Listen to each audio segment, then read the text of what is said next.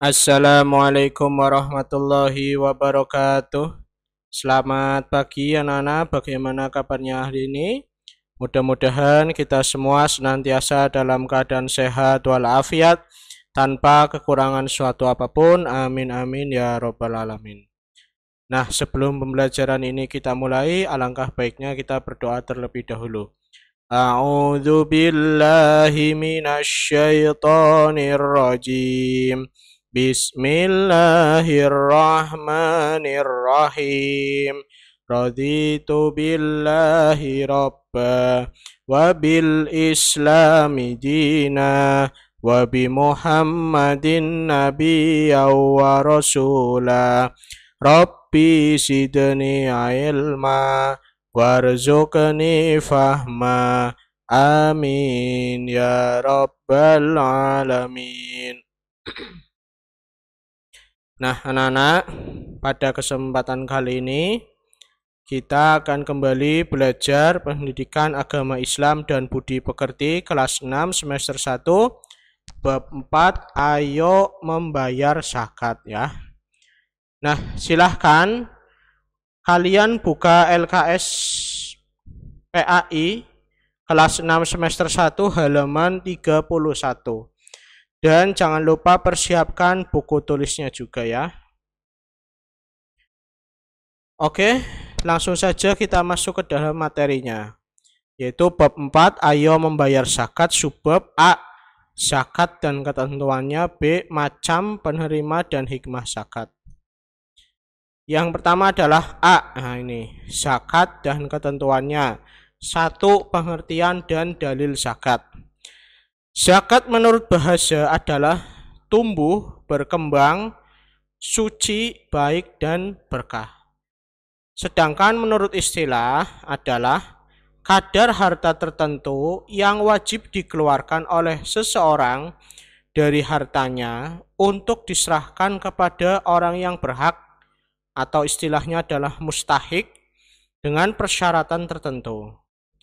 Dalilnya Allah Subhanahu wa taala berfirman dalam Quran surah Al-Baqarah ayat 43 yang berbunyi, wa aqimus salata wa atuz zakata warka'u ma'ar raki'in. Yang artinya adalah, dan dirikanlah salat, tunaikanlah zakat, dan rukuklah berserta orang-orang yang ruku. Nah, anak-anak, zakat ini hukumnya fardu ain. Nah, fardu ain ini berarti wajib bagi setiap muslim ya, atau wajib bagi setiap orang yang Islam atau orang yang beriman. Sebagaimana sholat ya, sholat itu juga, sholat wajib itu hukumnya fardu ain. Zakat ini pertama kali diwajibkan pada tahun kedua Hijriah. Jadi pada saat itu Rasulullah sudah berada di Madinah. Nah, kemudian tahun keduanya barulah ada perintah zakat. Nah, selanjutnya yaitu syarat dan ketentuan zakat. Ini. Yang kedua adalah syarat ketentuan zakat. Syarat orang yang wajib berzakat. Nah ini, yang pertama adalah syarat wajib zakat mal atau zakat harta. Jadi syarat wajib zakat mal ini adalah bagi orang muslim yang sudah memenuhi syarat ini, maka dia wajib untuk berzakat. Yang pertama adalah merdeka. Yang kedua adalah Islam. Yang ketiga adalah mukallaf. Yang keempat adalah tidak mempunyai hutang ya. Jadi orang Islam yang merdeka, yang mukallaf ya. Mukallaf ini berarti sudah baligh ya. Dan juga tidak mempunyai hutang. Nah ini, maka orang tersebut sudah masuk kategori orang yang wajib zakat mal. Nah nanti tergantung dari pekerjaannya juga. Nah ini, pekerjaannya itu nanti dihitung ya. Apakah pekerjaannya itu sudah masuk kategori diwajibkan zakat mal atau tidak. Kemudian yang kedua adalah syarat wajib zakat fitrah. Nah ini, kalau zakat fitrah ini hampir semua orang Islam itu pasti diwajibkan ya. Jadi yang pertama adalah beragama Islam, memiliki penghasilan yang cukup, dan masih hidup sampai akhir Ramadan. Lalu bagaimana dengan anak-anak? Nah ini, kalau anak-anak itu zakat fitrahnya masih ditanggung oleh kedua orang tuanya ya. Atau misalkan orang tuanya sudah tidak ada, maka ditanggung oleh walinya ya. Kemudian syarat harta yang wajib disakati. Jadi syarat harta yang wajib disakati ini maksudnya adalah kalau kita sebagai orang Islam mempunyai harta dengan kriteria-kriteria yang ada ini, maka harta kita itu wajib disakati. Yang pertama adalah nisab. Nisab itu adalah batas minimal suatu harta untuk disakati. Ini jadi nisab ini ada batasannya ya. Kalau harta kita itu sudah di atas nisab, maka kita wajib untuk zakat. Tapi kalau harta kita di bawah nisab, maka kita tidak wajib zakat. Tapi kita boleh untuk bersedekah atau berinfak ya. Nah kemudian milik penuh. Jadi milik penuh ini bukan berarti hartanya itu milik barengan atau hutang. Nah ini, jadi harta tersebut harus milik penuh dari seseorang tersebut ya, bukan harta yang barengan atau hasil dari hutang, apalagi mencuri. Nah ini tidak boleh ya. Kemudian dimiliki lebih dari 1 haul. Nah 1 haul ini 1 tahun atau 12 bulan. Jadi harta tersebut selain di atasnya nisab dan milik penuh, juga harus dimiliki selama 1 tahun atau 1 haul. Nah 1 haul ini 12 bulan. Nah, berarti misalkan hartanya itu dimiliki dari bulan Juli, nah, maka akan disakatkan ketika 1 tahun ke depannya lagi. Kemudian melebihi kebutuhan pokok, jelas ya. Kalau sudah di atas nisab, nah ini maka harus melebihi kebutuhan pokok. Artinya kebutuhan pokok itu seperti sandang, pangan, papan ya, itu harus kita penuhi. Kalau itu belum dipenuhi maka belum diwajibkan untuk zakat. Dan yang terakhir adalah bebas dari hutang. Nah, kemudian yang ketiga adalah syarat sah zakat. Syarat sah zakat, nah ini yang pertama adalah niat. Nah ini, niat ini harus dari dalam hati ya anak-anak. Namun melafadzkan niat itu hukumnya sunnah. Tujuannya apa? Tujuannya untuk mempertegas niat dan untuk menunjukkan bahwa hati kita memang benar-benar berniat. Nah, niatnya itu bagaimana contohnya? Kita ambilkan contoh niat zakat fitrah ya. Yaitu nawaitu an ukhrija zakatal fitri an nafsi fardhul lillahi ta'ala. Yang artinya aku niat mengeluarkan zakat fitrah untuk diriku sendiri fardu karena Allah Ta'ala. Yang kedua syarat sahnya adalah menyerahkan hak kepemilikan. Nah, ini maksudnya adalah harta yang dikeluarkan sebagai zakat itu menjadi milik orang yang berhak menerimanya. Jadi kalau sudah dizakatkan, kita itu jangan menganggap itu sebagai pinjaman atau hutang. Itu zakat ya, menjadi hak orang yang menerimanya.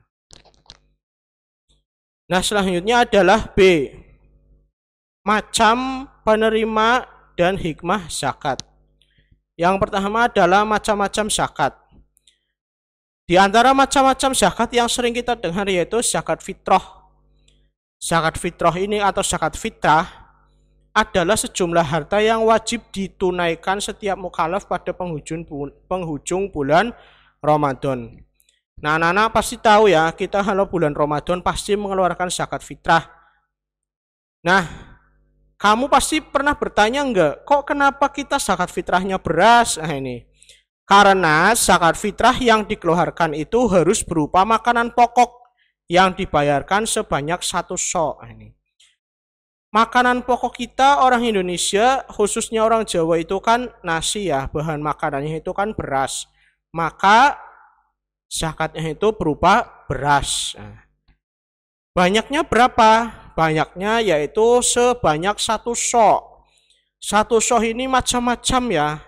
Kalau dikonversikan ke Indonesia, itu yang paling minimal itu 2,5 kilo atau 3,2 liter. Tapi untuk hati-hatinya kita lebih baik berzakat sebanyak 3 kilo. Nah, ini untuk pengetahuan saja ya.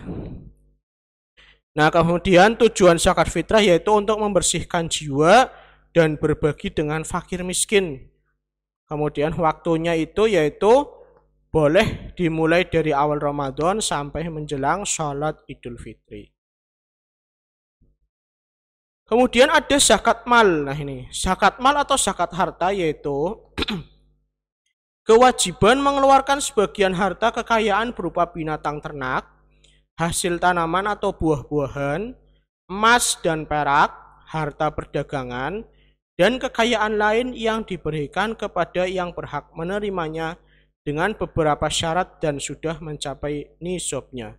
Singkatnya, zakat mal ini adalah zakat untuk pekerjaan atau harta kita. Nah ini, misalnya ada yang kerjanya dagang, nanti dia juga bisa terkena zakat mal. Kerjanya sebagai petani, dia juga nanti akan terkena zakat mal. Kerjanya sebagai peternak juga sama. Guru, pegawai dan sebagainya itu nanti akan terkena zakat profesi. Jadi zakat mal itu adalah zakat harta karena kita ini bekerja atau sesuai dengan pekerjaannya masing-masing. Nah ini adalah tabel harta yang wajib disakati dan nisabnya.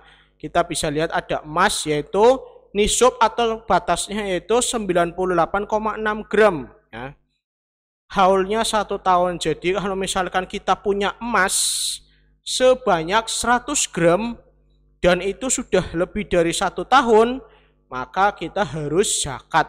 Zakatnya itu berapa? Zakatnya itu 2,5% dari 100 gram. Paham ya anak-anak ya? Perak juga sama ya. Nah terus ini hasil pertanian. Hasil pertanian ini sebenarnya ada beberapa macam ya. Di antaranya yaitu padi, jagung, gandum, buah-buahan seperti anggur dan kurma. Nah, untuk nisabnya ini. Nisabnya itu sebenarnya yang lebih mudah zakat pertanian itu dibayarkan ketika sudah panen. Nah ini. Jadi intinya sudah panen terlebih dahulu.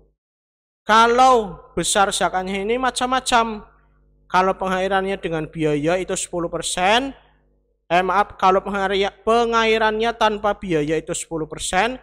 Kalau dengan biaya itu 5%. Nah, ini. Kalau perpaduan antara keduanya maka 7,5% dari hasil panen. Nah. Kemudian ada rikas atau harta terpendam. Nah, ini kalau biasa kita sebut itu harta karun ya ini. Itu nisabnya 1/5 ya dan tidak perlu menunggu 1 tahun.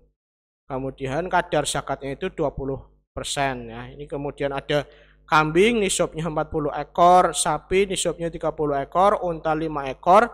Kadar zakatnya juga bermacam-macam.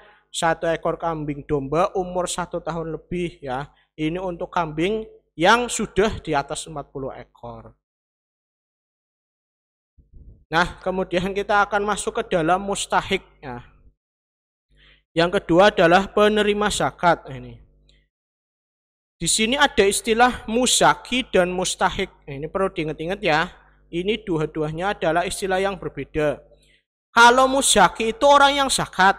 Nah, kalau mustahik itu orang yang berhak menerima zakat. Nah, mustahik ini ada 8. Dalilnya apa? Dari firman Allah dalam Quran surah atau ayat 60 yang bunyinya innamas shadaqatu lil fuqara'i wal masakini wal amilina 'alaiha wal mu'allafati qulubuhum wa fir riqabi wal gharimina wa fi sabilillahi wa ibnis sabil faridatan minallah wallahu alimun hakim. Yang artinya sesungguhnya zakat-zakat itu hanyalah untuk orang-orang fakir, orang-orang miskin, pengurus-pengurus zakat, para mu'alaf yang dibujuk hatinya, untuk memerdekakan budak, orang-orang yang berhutang untuk jalan Allah, dan untuk mereka yang sedang dalam perjalanan sebagai suatu ketetapan yang diwajibkan Allah, dan Allah maha mengetahui lagi maha bijaksana. Nah, ringkasnya mustahik itu ada 8 sebagai berikut. Yang pertama adalah fakir. Apa itu fakir? Fakir itu orang yang tidak memiliki harta dan pekerjaan serta tidak ada yang menanggung hidupnya. Nah, ini fakir ini yang paling paling rendah ya, artinya paling sangat membutuhkan ya. Kemudian di atasnya fakir ada miskin, yaitu orang yang memiliki harta namun tidak cukup untuk memenuhi kebutuhan hidupnya. Yang ketiga ada amil. Nah, amil ini lembaga yang sah ditunjuk oleh pemerintah untuk mengelola zakat. Kemudian ada mu'alaf, yaitu orang yang baru masuk Islam dan imannya masih lemah. Kemudian yang kelima rikob atau budak. 6 gharim, orang yang banyak hutang kebutuhan hidup. Yang ketujuh adalah sabilillah, yaitu orang yang berjuang di jalan Allah. Yang ke-8 adalah ibnu sabil, yaitu orang yang bepergian tidak dalam rangka kemaksiatan. Nah, yang terakhir adalah hikmah zakat. Ini hikmah zakat diantaranya yaitu membantu fakir miskin, membersihkan diri dari sifat kikir dan pelit, didoakan oleh para malaikat, dan sebagai rasa untuk mewujudkan rasa syukur kepada Allah. Nah, untuk tugas anak-anak silahkan jawablah pertanyaan di bawah ini. Ini ada 10 pertanyaan ya. Silahkan kalian baca ya pertanyaan ini. Terus jawabannya ditulis di buku tulis ya. Kemudian jawabannya difoto dan dikirim lewat Google Classroom. Oke? Nah, demikianlah pembelajaran PAI pada kesempatan kali ini. Mudah-mudahan banyak manfaatnya. Jangan lupa tugasnya untuk dikirim ke Google Classroom. Oke? Demikian dari Pak Basri. Apabila ada kata-kata Pak Basri yang salah, Pak Basri mohon maaf yang sebesar-besarnya. Wassalamualaikum warahmatullahi wabarakatuh.